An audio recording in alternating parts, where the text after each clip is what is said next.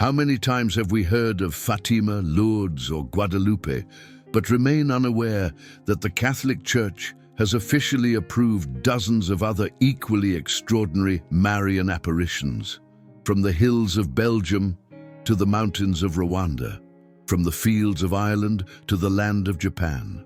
The Mother of God has continued to visit her children with the same maternal tenderness, leaving behind miraculous springs, inexplicable healings, and mass conversions. These celestial manifestations, recognized after rigorous ecclesiastical investigations, reveal that Mary's love embraces all of humanity, without geographical boundaries or cultural barriers. On this journey, we will discover how the Queen of Heaven continues to write golden pages in the history of salvation. Chapter 1. Banu, Belgium, 1933.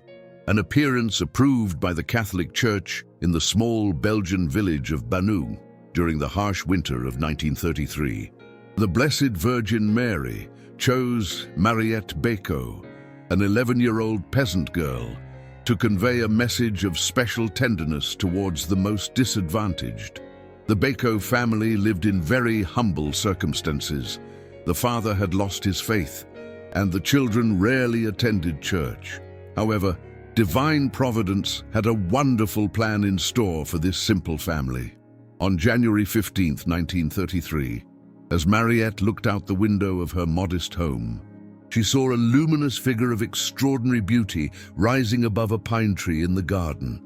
The apparition wore a white mantle embroidered with a golden band, a crown of stars, and her bare feet rested on a small cloud. The Virgin Mary smiled sweetly at the girl, who was ecstatic at such a celestial vision. During this first manifestation, the Blessed Virgin did not speak, but her presence radiated a supernatural peace that transformed the heart of the young visionary. In the second apparition, 3 days later, the Mother of God addressed Mariette with words revealing her infinite mercy. "I am the Virgin of the poor." This Marian title, previously unknown, perfectly expressed Mary's predilection for the needy and helpless. The Virgin asked the girl to come to her, and during this celestial encounter showed her a spring of crystal clear water, saying, "This spring is reserved for all nations, to relieve the sick." The Mother of God's words resonated in Mariette's soul like a balm of hope for all who suffer. Throughout 8 apparitions, extending until March the 2nd of the same year, the Virgin of the Poor revealed her message of merciful love. She asked for the construction of a small chapel, and above all, insisted on the importance of prayer for the conversion of sinners. "Pray much," the Blessed Virgin constantly repeated, reminding us that prayer is the most powerful weapon to achieve the salvation of souls. Mary also requested that processions be organized in her honor, promising to intercede especially for those who came to this holy place with faith and devotion. Ecclesiastical recognition came in 1949 when the Bishop of Liège, after a meticulous investigation, declared the apparitions of Banu authentic. Since then, millions of pilgrims have flocked to this Marian shrine, where the miraculous spring continues to flow crystal clear water, which has been an instrument of countless spiritual and physical graces. The Virgin of the Poor continues to watch over all her needy children, reminding us that Mary's love knows no boundaries or social distinctions, but embraces especially those who need her most. Chapter 2. Bourreing, Belgium, 1932-1933. An appearance approved by the Catholic Church in the quiet Belgian town of Bourreing. A few months before the events of Banu, the Heavenly Mother prepared another extraordinary encounter with childlike innocence. 5 children aged between 9 and 15 years old, Fernand, Gilberte, and Albert Voisin, along with André and Gilbert Desjambres, were the privileged witnesses of a series of Marian apparitions that would deeply move the region and the Catholic world. These children, from working-class families in the village, would become the messengers of a heavenly call to conversion and prayer. It all began on the evening of November 29th, 1932, when the 5 children were returning from school and passed by the garden of the Sisters of Christian Doctrine to pick up one of their friends. While waiting by the convent gate, Albert suddenly cried out, "Look! The Virgin Mary is walking on the railway bridge!" The other children looked where he pointed and saw a resplendent feminine figure seemingly gliding through the air. The apparition lasted only a few moments, but it was clear enough to deeply impress the 5 children, who ran home to tell what had happened. During the 33 apparitions that followed until January 3rd, 1933, the Blessed Virgin appeared beside a large hawthorn bush growing in the convent garden. The children described her as a young woman of extraordinary beauty, dressed in a long white mantle that reached her feet, with a light blue dress and a golden crown on her head. Her hands were clasped in prayer, and from her entire being emanated a supernatural light that illuminated not only the place of the apparition, but also the hearts of those who beheld her. The Mother of God smiled with infinite sweetness, radiating a love that transcended all human understanding. In the first apparitions, the Virgin Mary remained silent, but her presence alone transformed the children, who experienced celestial ecstasy during the encounters. Gradually, the Mother of God began to address them with simple yet profound messages. "Always be good," she would say in a melodious voice, summarizing in these words the essence of Christian life. Later, the Virgin asked for a chapel to be built in that blessed place, promising that it would be a center of special graces for all who came with sincere faith and a contrite heart. The most moving message came when the Blessed Virgin revealed her heavenly identity. "I am the Immaculate Conception." These words, spoken with divine solemnity, confirmed the supernatural nature of the apparitions and connected directly with the dogma proclaimed by Pope Pius IX in 1854. The Blessed Virgin Mary also repeatedly emphasized the importance of prayer, especially the Holy Rosary, and asked for sacrifices for the conversion of sinners. In her final apparition, Mary opened her arms in a gesture of universal welcome and promised to intercede for all those who came to visit her in that holy place, transforming Boreng into a beacon of hope for souls in need of divine comfort. Chapter 3. Kibeho, Rwanda, 1981-1989. Apparition. Approved by the Catholic Church in the heart of Africa, on the verdant hills of Rwanda, the Queen of Heaven chose 3 young students to convey a prophetic message, one that would dramatically resonate throughout the nation's subsequent history. Alphonsine Mumareke, Anathalie Mukamazimpaka, and Marie-Claire Mukangango, students at the Kibeho Secondary School, became the voices of an urgent heavenly call to conversion, penance, and reconciliation. These apparitions, which began in 1981 and extended over several years, were officially recognized by the Catholic Church in 2001, becoming the first approved Marian apparitions on the African continent. On Saturday, November 28, 1981, while Alphonsine Mumareke was having lunch in the school refectory, she heard a gentle voice calling her name. Looking up, she beheld a woman of indescribable beauty who identified herself as Nina Wajambo, Mother of the Word. The Blessed Virgin Mary appeared as a young African woman with light skin, dressed in a seamless white robe and barefoot, radiating a celestial light that filled the atmosphere with supernatural peace. During this first encounter, the Mother of God asked the young woman to be her messenger, to convey to the world the importance of living in a state of grace and maintaining an intimate relationship with her divine Son. The apparitions intensified when the Blessed Virgin also began to appear to Anathalie and Marie-Claire, turning the Kibeho School into a pilgrimage center, where thousands of people flocked to witness the visionaries' ecstasies. During these heavenly encounters, the Mother of God conveyed messages of extraordinary spiritual depth, emphasizing the urgent need for the rosary, fasting, and penance. Mary revealed her maternal sorrow for the sins of the world and asked for special sacrifices for the conversion of sinners, anticipating difficult times ahead for Rwanda and for all of humanity. One of the most striking aspects of the Kibeho apparitions were the prophetic visions that the Virgin granted the young seers. On multiple occasions, Mary showed them terrifying images of rivers of blood, unburied corpses, and widespread destruction across the region. These visions, which initially seemed incomprehensible, took on tragic significance when in 1994, Rwanda was devastated by a genocide that claimed the lives of over 1 million people. The Mother of God had warned of these tragedies 13 years earlier, calling for prayer and conversion to prevent or mitigate the punishments that loomed over humanity.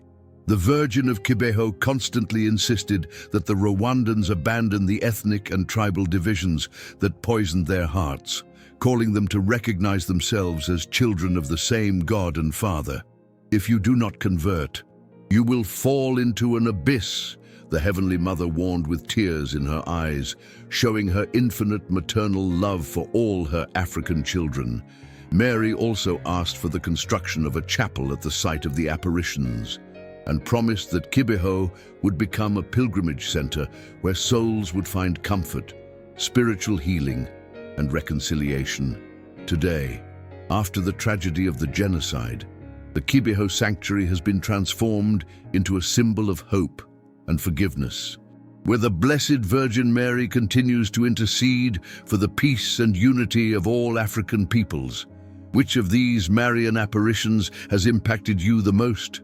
Did you know about Our Lady of the Poor of Banu or the miracles of Akita? Share in the comments which of these heavenly messages touched your heart the most. Share so that more devotees can know these Marian treasures. Chapter 4. Akita, Japan, 1973-1981. Apparition approved by the Catholic Church in the land of the rising sun, where Christianity had been persecuted for centuries. The Blessed Virgin Mary chose to manifest herself extraordinarily through a humble Japanese nun who suffered from total deafness. Sister Agnes Katsuko Sasagawa, a member of the Servants of the Eucharist in Akita, became the privileged recipient of heavenly messages that would deeply move the Universal Church. These apparitions, characterized by supernatural phenomena unique in the history of Marian manifestations, were officially recognized by the local bishop in 1988, making Akita a beacon of hope for all of Asia.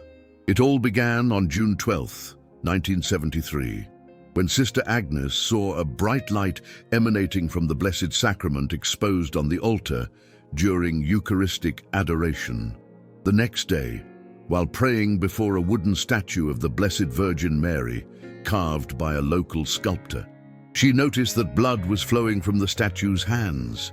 This prodigy was repeated on multiple occasions, and soon other extraordinary phenomena began to manifest.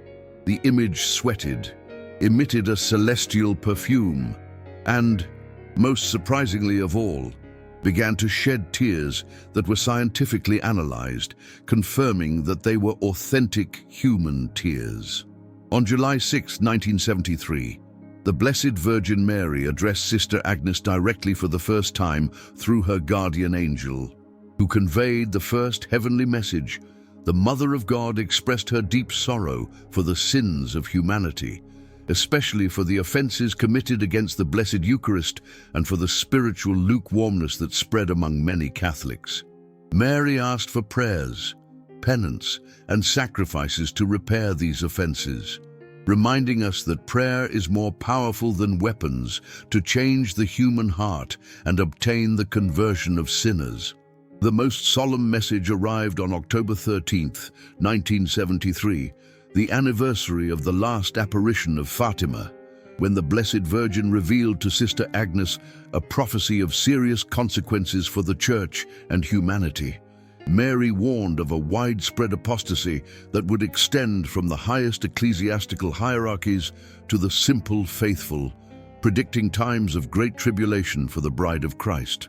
The Blessed Virgin Mary insisted that only through the Rosary, Eucharistic devotion, and a life of true holiness could the divine chastisements threatening the world be averted. These prophetic words resonated with extraordinary relevance in the years that followed. One of the most moving aspects of the Akita apparitions was the miraculous healing of Sister Agnes.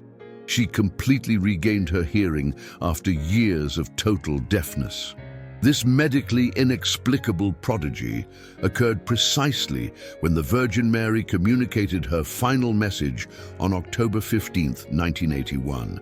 The healing coincided with the cessation of the extraordinary phenomena of the image, as if the Mother of God wished to seal the authenticity of her messages with this miracle. Since then, thousands of pilgrims from all over the world have flocked to the Akita shrine to venerate the miraculous image and receive the graces that the Blessed Virgin Mary abundantly pours out on all who invoke her with sincere faith and a contrite heart. Chapter 5. Champion, Wisconsin, 1859. A Marian apparition approved by the Catholic Church on the vast plains of the American Midwest, where European pioneers sought to build a new life far from the persecutions and hardships of the old world. The Queen of Heaven prepared a celestial manifestation that would mark the history of Marian devotion in North America. Adrian Grise, a humble 28-year-old Belgian immigrant, became the first visionary of a Marian apparition officially recognized on U.S. soil. This simple farmer, who had come to Wisconsin seeking work and better opportunities for his family, never imagined he would be chosen by divine providence to receive a celestial message of universal significance. On October 9, 1859, as Adrian returned from his daily work transporting supplies with his ox-drawn cart, he stopped near a spring for his animals to drink. It was midday when he suddenly beheld among the trees a feminine figure of extraordinary beauty, dressed entirely in white and surrounded by a celestial light that surpassed the brightness of the sun. The apparition was so radiant that Adrian had to shield his eyes, but at the same time he experienced a supernatural peace that completely filled his heart. The Blessed Virgin remained suspended in the air, her hands clasped in prayer and an expression of infinite maternal sweetness on her face. During this first manifestation, which lasted approximately 15 minutes, the Mother of God spoke no words, but her presence alone profoundly transformed the soul of the simple farmer. Adrian was so impressed by the vision that he immediately ran to tell his wife and neighbors, although many doubted his account at first. However, the sincerity and simplicity of the good man, along with the spiritual change that took place in him after the celestial encounter, began to convince those who knew him that he had experienced something truly supernatural. 2 weeks later, on October 27th of the same year, as Adrian passed by the same place taking wheat to the mill, the Blessed Virgin appeared to him a second time. On this occasion, the Mother of God addressed him with words of comfort and hope. "I am the Queen of Heaven, who prays for the conversion of sinners. If you do what I command you, you will have peace." The Virgin asked that a chapel be built in that blessed place, and that children be taught to pray and to receive the sacraments worthily. Mary also requested that funds be collected for Catholic missions, showing her maternal concern for the evangelization of all nations. In the third and final apparition, which occurred on December 8, 1859, the feast of the Immaculate Conception, the Queen of Heaven renewed her requests and promised special graces for all those who came with faith to the place of the apparitions. The Virgin particularly insisted on the importance of prayer for the conversion of sinners and asked that processions be organized in her honor. After a rigorous investigation that lasted more than a century, the Bishop of Green Bay officially declared the apparitions of Champion authentic in 2010, making them the first recognized Marian apparitions in the United States. Today, The national shrine of Our Lady of Good Help attracts thousands of pilgrims who come to drink from the same spring where the Blessed Virgin Mary deigned to manifest herself, experiencing the same crystalline waters that witnessed the celestial encounter between a loving mother and her favorite child. Chapter 6. Pont-Main, France, 1871.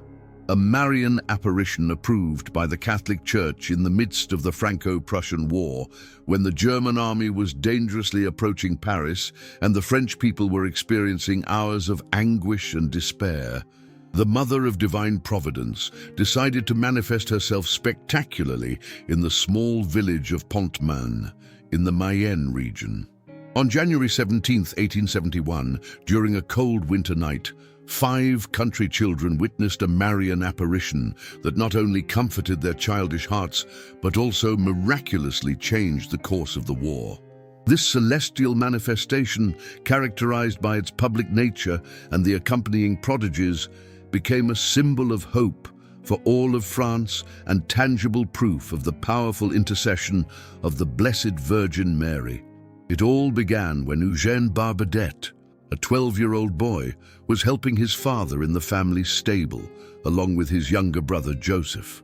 Around 6 o'clock in the afternoon, while they were working feeding the animals, Eugène went out into the yard to gaze at the starry sky and suddenly saw, above the house opposite, a beautiful lady dressed in a blue mantle studded with golden stars. The celestial figure smiled sweetly and extended her arms in welcome, radiating a supernatural light that illuminated the entire scene. The boy immediately ran to tell his family, and soon Joseph, 10 years old, confirmed that he too could see the mysterious apparition. The news spread quickly throughout the village, and soon a crowd of neighbors gathered to witness the prodigy. However, only the children could see the celestial vision. Besides the Barbadette brothers, 9-year-old Françoise Richet and 11-year-old Jean-Marie Lebosset also confirmed seeing the beautiful lady in the sky. The adults, although they could not see the apparition directly, watched with amazement the ecstasy of the little visionaries and the transformation that took place on their faces as they contemplated the supernatural vision. The village priest, Abbot Guérin, arrived and began leading prayers and hymns, observing that the apparition reacted favorably to the displays of faith and piety. For the 3 hours the apparition lasted, the Blessed Virgin Mary revealed her message progressively and symbolically. The children saw golden letters forming around the Mother of God, composing phrases of hope and consolation. First appeared the phrase, "But pray, my children, God will soon hear you," followed by, "My son lets himself be moved." These heavenly words instilled courage and hope in the hearts of all present, who understood that the Virgin Mary was interceding with her divine Son for France and for peace. The apparition also showed a large red cross that appeared before the crucified Jesus, symbolizing the present sufferings, but which was later surrounded by lit candles, indicating that the light of hope would overcome the darkness of war. The miracle of Pont-Main had immediate and tangible consequences that astonished all of Europe. That very night, inexplicably, the Prussian troops heading towards Laval stopped and began their retreat, without any apparent military reasons for this decision.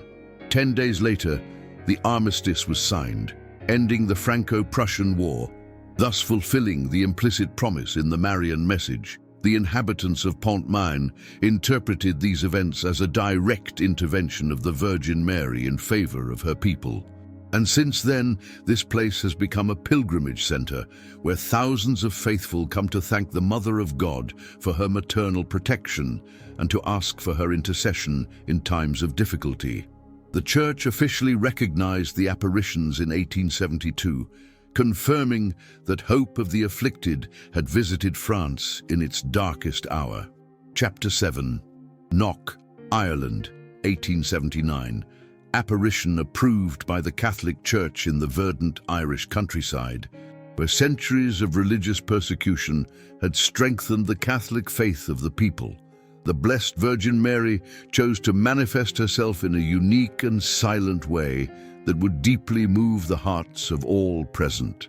On August 21st, 1879, in the small village of Knock, County Mayo, 15 people of different ages simultaneously beheld a heavenly apparition that forever marked the history of Marian devotion in Ireland.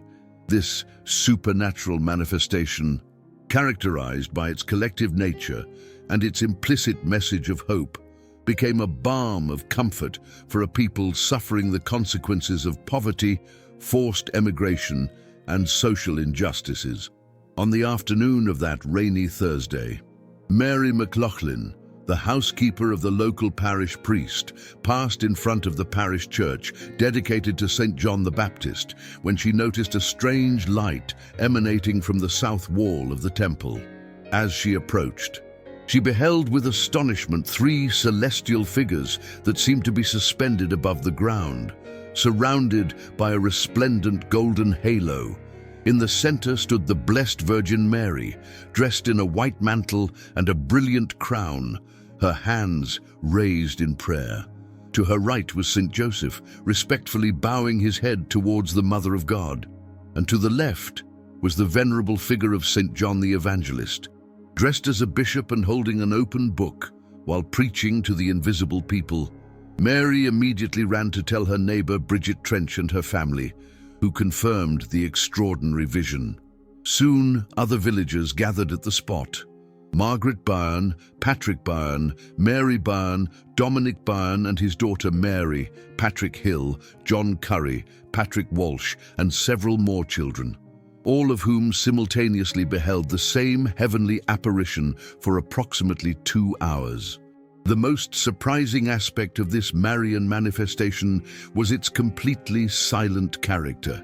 None of the celestial figures spoke a word, but their mere presence radiated a supernatural peace that profoundly transformed all the witnesses present. On the right side of the apparition, the seers beheld an altar upon which stood a lamb surrounded by adoring angels, clearly symbolizing the Eucharistic sacrifice and the centrality of the Holy Mass in Christian life.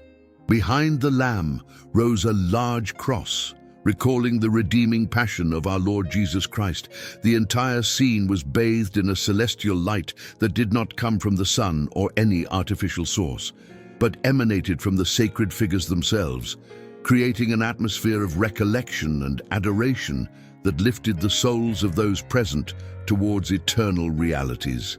Despite the heavy rain falling that afternoon, the church wall where the apparition unfolded remained completely dry, which constituted an additional miracle that confirmed the supernatural nature of the event.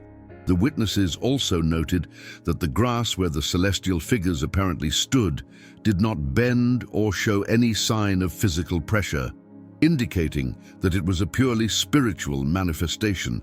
The ecclesiastical investigation, led by a commission of 3 priests appointed by the Archbishop of Tuam, concluded in 1879 that the testimony of the 15 witnesses was satisfactory and reliable, and that the apparition could be considered a genuine supernatural manifestation. Since then, Knock has become one of the most visited Marian shrines in the world, attracting more than 1 million pilgrims annually. Pope John Paul II personally visited this holy place in 1979 during the centenary of the apparition, thus confirming its importance in the spiritual life of the Universal Church. Our Lady of Knock, although silent during her manifestation, conveyed a profound message through the symbols present in the vision: the importance of the Eucharist, the centrality of Christ's sacrifice, and the maternal intercession of Mary alongside St. Joseph and St. John the Evangelist for all the faithful who come to her with sincere faith and devotion. Chapter 8. Pellevoisin, France, 1876. Apparition approved by the Catholic Church in the peaceful French countryside of the Indre department, where wheat fields stretch to the horizon and small villages retain the charm of bygone centuries. The Mother of Mercy chose to manifest herself to a humble maid to demonstrate once again that her ways are not the ways of men. Estelle Faguet, a 32-year-old woman working at Pelvoisin Castle, was gravely ill with peritoneal tuberculosis. Divine providence, however, prepared a celestial encounter for her, one that would change not only her life, but become a beacon of hope for countless souls in need of spiritual comfort and healing. On February 14, 1876, as Estelle lay in the final stages of her illness, having already received the last rites, she saw for the first time a lady of extraordinary beauty. She appeared dressed in sky blue, wearing a crown of white roses. The Blessed Virgin Mary radiated a supernatural light, filling Estelle's room. Her face expressed a maternal sweetness, instantly instilling peace and trust in the young woman's troubled soul. During this first apparition, the Mother of God remained silent, but her presence alone brought Estelle considerable relief from her physical and spiritual suffering. These apparitions continued for several months, totaling 15 celestial manifestations. Extending until December 8th of the same year, the Feast of the Immaculate Conception. With each encounter, the Virgin Mary became more communicative and maternal, gradually revealing her identity and the purpose of her visits.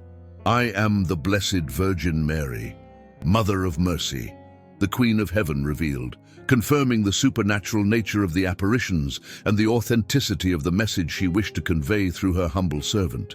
The culmination of the apparitions arrived when the Blessed Virgin performed the miracle of Estelle Faget's instant and complete healing. In the early morning of September 15th, 1876, the feast of Our Lady of Sorrows, the Mother of God appeared radiating light and gently touched the ailing woman, who immediately sat up, completely healthy and full of vigor. The doctors who had diagnosed her case as terminal could not scientifically explain this cure, which was officially recognized as miraculous by the ecclesiastical authorities. Estelle not only recovered her physical health, but experienced a profound spiritual transformation, becoming a living testament to Mary's merciful power. During the apparitions, Our Lady of Pelvoisin conveyed messages of particular importance to France at that time, which was undergoing a serious spiritual crisis following the events of 1870. Mary asked for prayers for the conversion of France and for the nation's return to its Christian roots, promising to intercede especially for all those who devoutly honored her immaculate sacred heart. The Mother of God also requested the spread of devotion to the scapula of the Sacred Heart of Jesus, revealing special indulgences for those who wore it with faith and devotion. The apparitions were officially recognized by the Bishop of Bourges in 1899, and since then, Pelvoisin has become a pilgrimage site where thousands of sick and afflicted people come each year to implore the intercession of Our Lady of Mercy, experiencing the same graces of spiritual and bodily healing that transformed the life of the humble Estelle. Chapter 9. Shiluva, Lithuania, 1608. A Marian apparition approved by the Catholic Church in the Baltic lands of Lithuania, where the northern winds sweep across the plains covered with ancient forests, and history has woven a complex tapestry of conquests, resistance, and spiritual renaissances. The Queen of Heaven chose to manifest herself at a crucial moment in the religious history of this noble nation.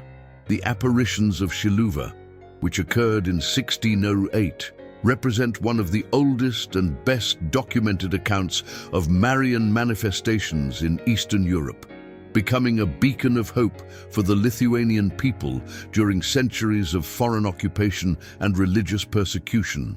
This celestial intervention, officially recognized by the Church after rigorous investigations, marked the resurgence of the Catholic faith in a region where Protestant and Orthodox forces threatened to eradicate the Roman presence.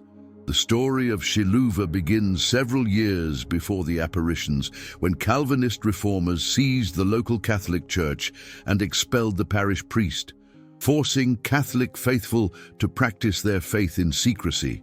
Sacred objects, including the venerated image of the Virgin Mary, were secretly buried by local Catholics to protect them from desecration.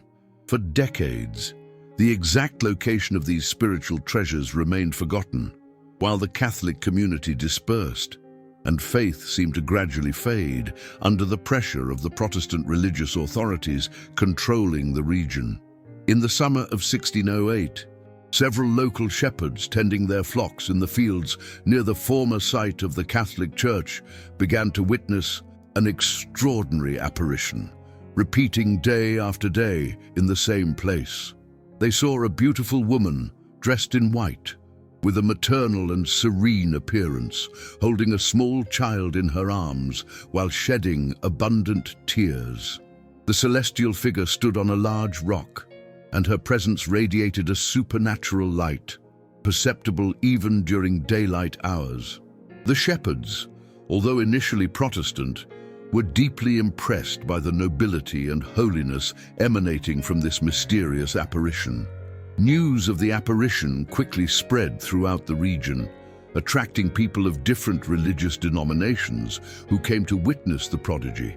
When the Protestant ecclesiastical authorities questioned the apparition about her identity and the reason for her tears, the Blessed Virgin Mary responded in a melodious voice. Filled with maternal sorrow, "In this place, in former times, my son was adored by my Lithuanian children, but now they have sown and plowed the field." These words clearly revealed the Mother of God's sorrow over the abandonment of Catholic worship and the desecration of the place that had previously been consecrated to divine glory. The Virgin Mary then indicated the exact location where the sacred objects of the old church were buried, including her own miraculous image, which was found in perfect condition after so many years underground. This prodigy convinced many local Protestants of the authenticity of the Marian apparition, and numerous conversions to Catholicism occurred as a direct consequence of these supernatural events. Catholic authorities, having returned to the region, immediately constructed a new church at the site indicated by the Virgin, and since then, Shiluva has become the most important Marian shrine in Lithuania. For centuries that followed, especially during the Tsarist and Soviet occupations, Our Lady of Shiluva transformed into a symbol of spiritual resistance and national hope, interceding for her Lithuanian people during the darkest moments of their history, keeping the flame of the Catholic faith alive, a flame that continues to burn brightly to this day. Chapter 10. Zaytun, Egypt, 1968-1971, a Marian apparition under ecclesiastical investigation. In the land of the pharaohs, where 2 millennia ago the Holy Family sought refuge during their flight into Egypt, the Mother of God chose to manifest herself in a way absolutely unique in the history of Marian apparitions. In the Zaytun district of Cairo, above the dome of the Coptic Orthodox Church of St. Mary, millions of people of all religious faiths contemplated for over 3 years luminous apparitions of the Blessed Virgin, apparitions that defied all scientific explanation. These manifestations, which began on April 2, 1968 and extended until 1971, were photographed, filmed, and documented by international media outlets, becoming one of the most widely attested supernatural phenomena of modern times. It all began when Farooq Mohammed Atwa, a Muslim mechanic working in a workshop opposite the Coptic church, saw, around 8:30 p.m., a luminous figure above the dome of the Christian temple. Initially, he thought it was a woman attempting suicide, so he rushed to alert the firefighters and the police. However, when the authorities arrived at the scene, they realized they were witnessing something extraordinary, something that transcended any natural explanation. The radiant figure, clearly feminine in form, moved slowly around the dome, radiating a brilliant white light that illuminated the entire neighborhood, visible for kilometers. The Zaytun apparitions presented unique characteristics that distinguished them from all previous Marian manifestations. The Blessed Virgin appeared as a figure of pure light, without clearly defined facial features, but with an unmistakably feminine form that evoked the traditional representations of Mary in Eastern Christian art. Sometimes the apparition remained motionless for long periods. Other times it moved slowly across the dome and around the church, and on special occasions it made gestures of blessing towards the assembled crowds. The luminous phenomena were frequently accompanied by a heavenly fragrance that extended for several kilometers, as well as the appearance of white doves flying around the Marian figure without showing signs of fatigue. The most extraordinary aspect of the Zaytun apparitions was their ecumenical and universal character. Coptic Christians, Catholics, Orthodox, and Protestants, along with Muslims, Jews, and people of other religions or no religion at all, simultaneously contemplated the same luminous manifestations. Egyptian and international media extensively covered the events, and government figures, including President Gamal Abdel Nasser, officially acknowledged the authenticity of the phenomena. Civil and religious authorities conducted exhaustive investigations to rule out any natural explanation, including the possibility of projections, optical effects, or fraud. But all rational hypotheses were discarded in the face of the overwhelming evidence of the supernatural. During the 3 years the apparitions lasted, numerous miraculous healings were recorded among the pilgrims who flocked to the site, as well as spiritual conversions and mystical experiences that profoundly transformed the lives of those who witnessed these wonders. The Virgin of Zaytun never uttered a single verbal message, but her luminous presence alone constituted a powerful sign of hope and unity in a region marked by religious and political conflict. Although the Catholic Church has not yet issued a definitive official pronouncement on these apparitions, numerous theologians and Mariologists consider them authentic manifestations of the Mother of God, who chose the land where she once found refuge with the child Jesus to offer contemporary humanity a luminous testament to her maternal presence, a presence that transcends all human divisions. Chapter 11. Cuapa, Nicaragua, 1980. A Marian apparition under ecclesiastical investigation. In the mountains of Nicaragua, where coffee plantations stretch across volcanic slopes and rural traditions preserve the ancestral wisdom of generations. The Queen of Peace chose to manifest herself during one of the most turbulent periods in Central American history. Bernardo Martinez, a humble 49-year-old sacristan from the small town of Cuapa, became the privileged messenger of a heavenly call for national reconciliation and prayer for peace amid a civil war that was tearing the heart of his homeland apart. The apparitions, which began on May 8, 1980 and lasted for several months, brought a message of maternal hope to a people mired in pain, political division, and fratricidal violence. Bernardo Martinez was known in his community as a simple and pious man, completely dedicated to the service of his parish and to the daily recitation of the Holy Rosary. He worked as a tailor to support his family, but his true passion was the care of the parish, church, and the organization of liturgical celebrations. He had never shown signs of religious fanaticism or special mystical tendencies. So when he began to recount his encounters with the Blessed Virgin, his testimony gained particular credibility among those who knew him.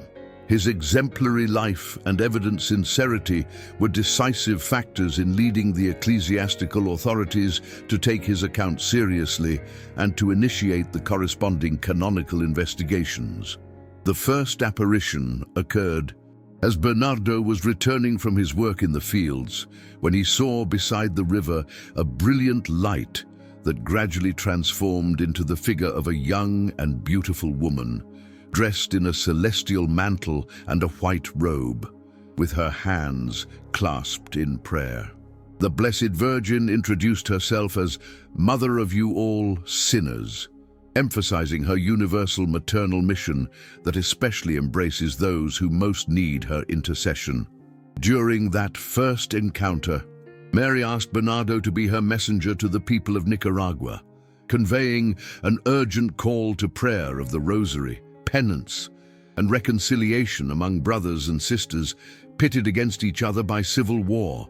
The central message of the Guadalupe apparitions revolved around peace and national unity, themes of extraordinary relevance in the historical context of Nicaragua in the early 1980s. The Blessed Virgin Mary expressed her deep maternal sorrow for the bloodshed between brothers and sisters, and repeatedly insisted that only through mutual forgiveness, constant prayer, and a return to Christian values could true peace be achieved. Nicaragua has suffered much since the earthquake and will suffer more if things don't change, warned the Mother of God, referring to both natural disasters and the political conflicts plaguing the nation. Mary specifically requested that the Rosary be prayed as a family, and that devotion to her Immaculate Heart be promoted as a spiritual remedy for the evils afflicting the Nicaraguan people. The Blessed Virgin also revealed prophetic visions of Nicaragua's future to Bernardo, showing him both the sufferings that lay ahead if the people did not convert, and the blessings they would receive if they responded generously to her maternal calls. These prophecies, which included specific references to later political and social events, were fulfilled with remarkable accuracy in the following years, strengthening the credibility of the apparitions among the Nicaraguan faithful. Although the Catholic Church has not yet issued a definitive official pronouncement on the Guadalupe apparitions, the local bishop has acknowledged the good faith of the visionary and has permitted public devotion at the site of the manifestations.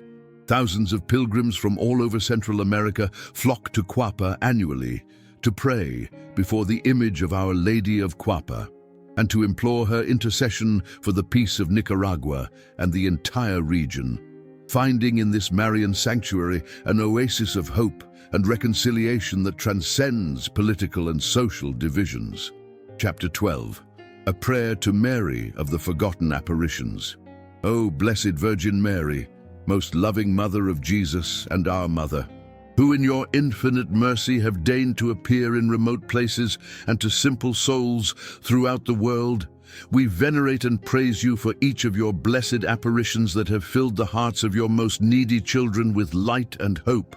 We invoke you, O Mary, Virgin of the poor of Banu, who poured out your maternal tenderness upon the destitute and taught us that your love embraces especially those who suffer material and spiritual deprivations.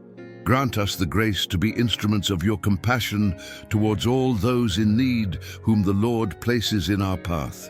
We beseech you, O Immaculate Conception of Bureang, who appeared beside the flowering hawthorn bush to remind us of the beauty of virtue and the purity of the soul. Help us to keep our hearts clean from all sin and to be living testimonies of the holiness to which your divine Son calls us. We ask you, O Mother of the Word of Kibeho, who prophesied the sorrows that were coming and urgently called for conversion and penance, intercede for the peace of all nations, and grant us the grace to heed your maternal warnings, responding generously to your call for reconciliation among peoples. We implore you, O Mary of Akita, who shed tears of sorrow for the sins of the world and revealed to us the dangers that threaten the Holy Church. Protect the spouse of your Son from all errors and divisions, and grant all pastors and the faithful unwavering fidelity to the magisterium of the Catholic Church. We pray to you, O Queen of Heaven of Champion, the first to manifest yourself on American soil, who asked for prayers for the conversion of sinners and for support for Catholic missions. Bless all the missionaries who carry the gospel to the ends of the earth and grant abundant fruits to their apostolic labors. We praise you, O Hope of the afflicted of Pont Maine, who appeared in the starry sky during the war to console your people and obtain peace through your powerful intercession. Watch over all nations in conflict, and grant that rulers may seek justice and harmony among peoples. We venerate you, O silent Virgin of Knock, who without uttering a word taught us the importance of Eucharistic adoration and the contemplation of divine mysteries. Help us to find in silent prayer the source of true wisdom and holiness. We honor you, O Mother of Mercy of Pellevoisin, who healed the body and soul of your servant Estelle and showed us that there is no illness of body or spirit that cannot be healed by your maternal intercession. Grant health to all the sick who trust in your maternal goodness. We glorify you, O Virgin of Shiluva, who wept for the loss of faith in your people and pointed the way back to the true church of your Son. Strengthen the faith of all Catholics who live in lands where religion is persecuted, and grant them constancy in the confession of the true faith. We contemplate you, O Light of Zaytun, who appeared as a celestial radiance over the house of God, being seen by people of all religions as a sign of your universal maternal presence. Grant that all the peoples of the earth may recognize in you the path to your Son, Jesus Christ, the only hope of salvation. We beseech you, O Mother of Peace of Cuapa, who in the midst of fratricidal wars called for reconciliation and mutual forgiveness among warring brothers and sisters. Pour your peace upon all hearts wounded by hatred and revenge, and grant to divided families the grace of Christian forgiveness. O Blessed Mary, Mother of all apparitions known and forgotten, who continue to watch over each of your children from heaven, we consecrate our lives, our families, and our nations to you. Grant us the grace to always remain united to your Immaculate Heart, to imitate your virtues, and to faithfully respond to all your maternal calls, that through your powerful intercession we may one day deserve to behold you face to face in eternal glory, where together with all the saints and angels we may praise you for all eternity. Amen.